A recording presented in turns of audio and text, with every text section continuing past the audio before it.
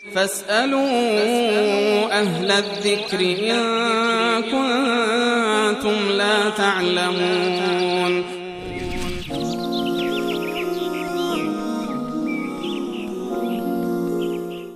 بیننده دیگری پرسیدن که اگر به جای کسی دیگری روزه بگیرن درسته؟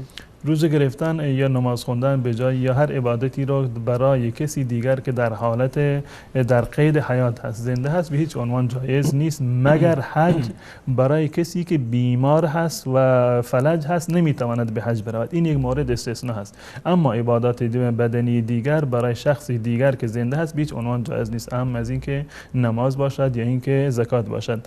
بعد از این که شخصی فوت کرده، یک بحث جداگانه هست. یک شخصی فوت کرده، پدری مادری فوت کرده و در واقع روزه‌ای بر عهده‌اش بوده که اون روزه را در واقع نگرفته بوده.